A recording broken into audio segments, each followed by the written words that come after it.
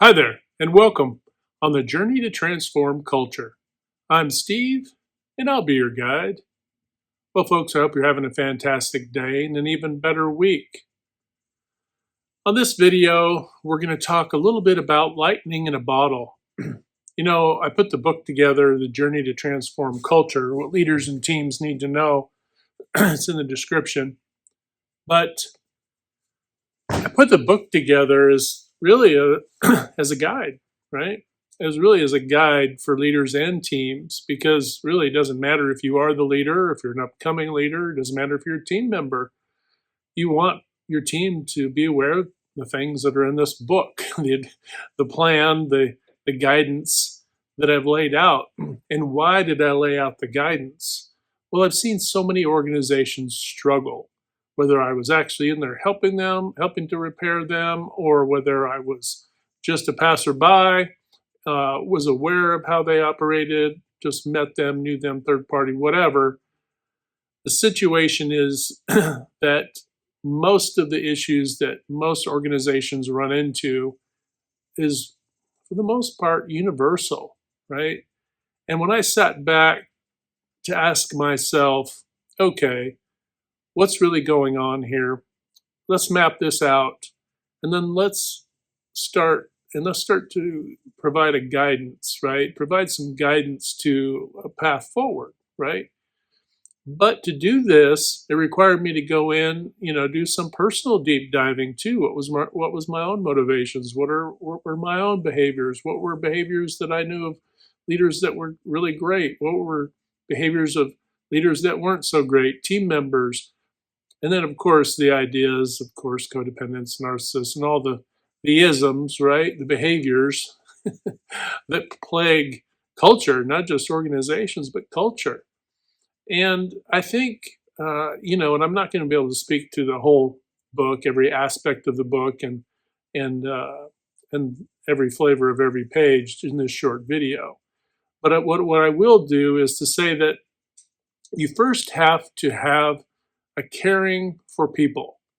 You first have to appreciate the sovereignty of everyone, to have love in their life, and to be able to pursue thriving lives, right? If you can understand that everybody deserves the opportunity to get there, you'll find what happens is that then you want to facilitate helping them to get there, right? And why would you do that? Well, because not only are they your customers, we're everyone's customer, and they are ours, right? So you want everybody to do well. You want your customers to be well taken care of, but you want your entire team to be well taken care of. It's really about creating thriving lives and creating that team cohesion. But the lightning in the bottle element to it, is maybe a bit of a misnomer. There is no magic potion, folks. There is work and there is learning and understanding. And of course, why do we read and learn and watch videos and experience new and different things? Look, I can genuinely tell you that there were so many behaviors that I was completely unaware of, even when I retired from the Air Force, that I was shocked to really learn how the civilian world struggled so greatly. And then I also looked back to dissect some of my experiences in the Air Force to then pull forward some of the things, the lessons and insights and observations. Right.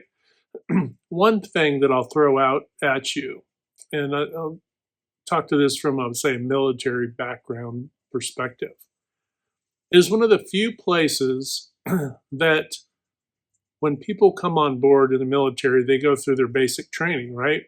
Their boot camp, basic training, all the different names, right? They're always ever changing too. But but they go through their initial training, and you are literally thrown in with a large group of people who are basically trying to figure it out. You're literally thrown in the lion's den and told, hey, you need to work together to figure it all out, right? And so there's so much teamwork and support. So think of it this way. Right out of the gate, the military puts people in a situation that forces them to learn how to work together, right? It's a crucible of sorts, right? And in that crucible, you learn so much. You learn much about yourself. You learn what your some of your limits are, right? You learn what it means to help out team, all the things, right? You're learning so much. You get a life lesson in weeks, really, right? In a couple months or a couple, 2, 3 months, depending on which branch we're talking about. But you're going through this crucible, and you realize that there's a camaraderie. Now take that, and now look at the civilian world. It absolutely is void of it. It's void of it. If anything, we throw people, in the work version of what we used to have when I was a kid, Romper Room, where the little kids TV show that I used to watch when I was a little kid. It was basically just playtime, right? It was like, and sorry to be if you feel a little sideways about me saying that, I'm sorry, folks. There's a difference between a pillow fight and being put in austere situations and told to figure it out, right? Under stress, by the way. Because once you come through those situations, you learn more about yourself. And it really makes, for those in the military, it makes the rest of your career easier to handle. And the things that are dealt with in the civilian world are actually pretty mild, right? Pretty mild compared to what you experience in the military. So, what you can experience, it's not all austere every day, but but the other side of this is the teamwork and the support, right? The camaraderie that you get in the military. So I was able to look back at my career and look and see how all that played a part. And I was an instructor in the Air Force as well, and I was fortunate enough to be given a couple projects to figure some things out and found my gifts and talents, right? And we all have our gifts and talents. But in much of the civilian world, you don't go through those paradigms. So oftentimes what happens is that you're pulling a lot of the toxicity of daily life and the drudgery of just living and the maybe you're not in a cohesive way with your team at work. You don't even see them possibly as team. You see them as co-workers, right? And I think that's really where you have to shatter the glass, right? If you want to get lightning in the bottle, you first have to shatter the old bottle. Shatter the glass and say, look, no, we're a team. And start to perceive yourselves as a team. Because you're not going to become a team overnight. But you have to start seeing yourselves as a team and working toward that. That being said, leaders at every level within the organization have to start seeing themselves as leaders, not just a boss or a manager or a supervisor, right? You're not just a title, you're a leader. And then begin to act like one, right? Be responsible. What does a leader do? Provides resources, provides support, mentorship, guidance, and then the engagement has to be there. Now, this engagement has to go, it's a two-way street, folks. Two-way street. If you want lightning in the bottle, so let's dissect lightning, right? Quick quiz. Does lightning come from the sky? No, it does not. The electrons build up along the ground and then shoot up. You're only seeing it lit up from the sky downward, okay? So think of it that way. All of that, the lightning in the bottle, comes from the team.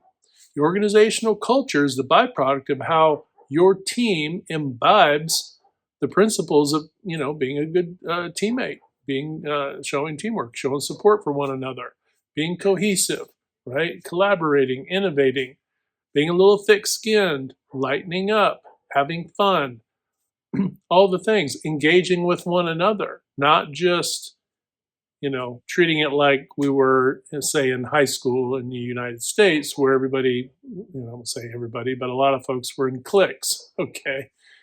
And they're little cliquish groups. That doesn't work, folks. It just doesn't work. It's not getting it done. And the result of it not getting it done, you might think is, well, we don't necessarily always do our best for the customer. Let's be clear. That's true. But you know who you're also letting down? You're letting each other down. When you're letting the customer down, you're letting yourselves down. If you're a leader, when you're not leading and engaging and getting out there and listening to your folks and taking their requests and their inputs seriously, when you're not doing that, you're letting the customer down ultimately, but you're also letting each other down. You're letting your entire team down. So this isn't us and them, any of that nonsense. It is all one team. Okay. So a quintessential element is you have to start seeing yourself as a team. Leaders, you have to start seeing yourself as leaders and lead, right? And not and know the difference between being a dictator and a leader. Okay. Anybody can sit and be a dictator. Do this, do that, do this, do that. Now there is different styles, different folks have different approaches, and there are times when you do have to delegate work, and there are times when you're coaching your team, and there are different phases, right, that you're going through as a leader or manager, for example. But all that said, what it boils down to is support, right? Right? Supporting your team. And that service and support oriented leader, right? They're the ones who are going to cultivate teamwork and that cohesion the quickest. And then engagement, opening your ears, recording all of the issues to overcome, and then tackling those. In the book, look, folks, I even drew pictures, drew you a picture. Okay. And the book is super cheap. So don't even worry about that. The book is super cheap. You only need one for your entire organization. Pass it around, whatever you want to do. But I highly recommend it. And it's not because I want you to have the book. Okay. It says, oh, my book.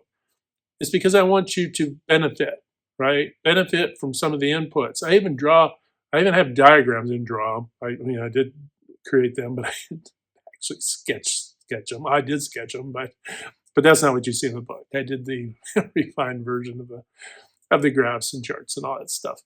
But I literally created a picture for you guys, okay?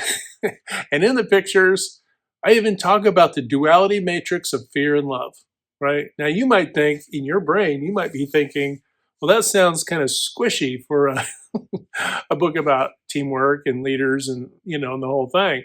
Well, you might think that. But at its core, we're all here to protect love. So you have to understand when people are being driven by fear and being driven by love and where the overlaps are.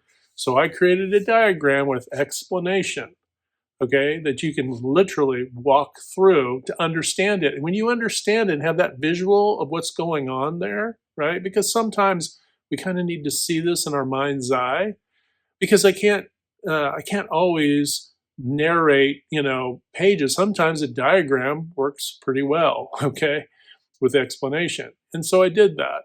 And so when you look at that, you're going to get a really good visual about understanding how your performers can perform and how you can lose them, and how your underperformers can underperform and you can lose them, and that there is a sweet spot, okay? And then what that consists of, and then the forces that are working for you and the forces that are working against you, right? Entropy is always working against you, always, okay? And it's always going to be the work to fight for singularity, fight for cohesion, right? Team cohesion. So highly recommend the book. Anyway, the point is make sure that you're focusing on the fact that taking care of your team, leading your team, being a good team member, supporting one another, being uplifting, right? Motivating one another, inspiring one another, having fun, right? Joking around when it's appropriate, and and doesn't get anybody in trouble, doesn't distract from the work, but you know what I'm talking about. Take moments, not minutes, right? When you're kind of catching up with one another, right? We want to manage our day and our time well. And I think you're going to find that you'll be able to capture then some of that lightning in the bottle, and what you'll find is your organizational culture begins to improve, right? And have fun with it, right? There's some levity in the book as well, so enjoy that. But but for you to capture lightning in a bottle, just know this: there's no trick, there's no magic trick. It's work, but it's mostly understanding who we are, understanding that we have a purpose, and our purpose is to protect love, whether it be in our personal lives. We have to, obviously, there's got to be self care in there as well, but protecting love in our own personal lives, our professional lives, and then that does trickle out, like the domino effect, the green domino effect that I talk about, where like a ripple in a pond, right? It will affect culture, the culture at large. And then you will start to see things begin to improve. You will start to see organizations lose less people, retain more, right? Retention go up, turnover go down, right? Sound like a caveman. Retention go up, turnover go down. You'll start to see some of this stuff happen for you. You start to see your key performance indicators, right, start going up.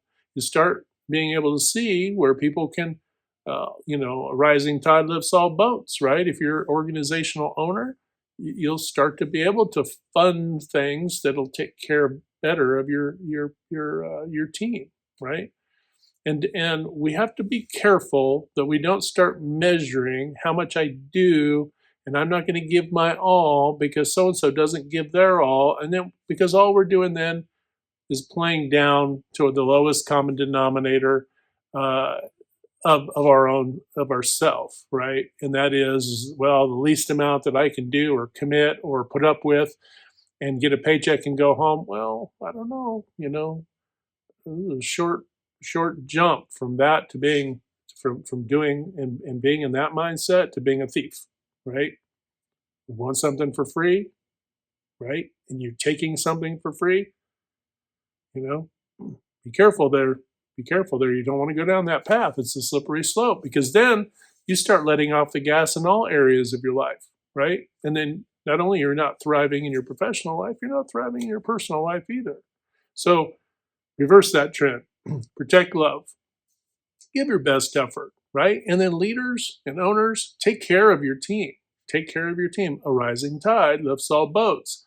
Now it's going to take time. You should be able to, within 3 to 6 months, start getting a significant turnaround just by reading my book.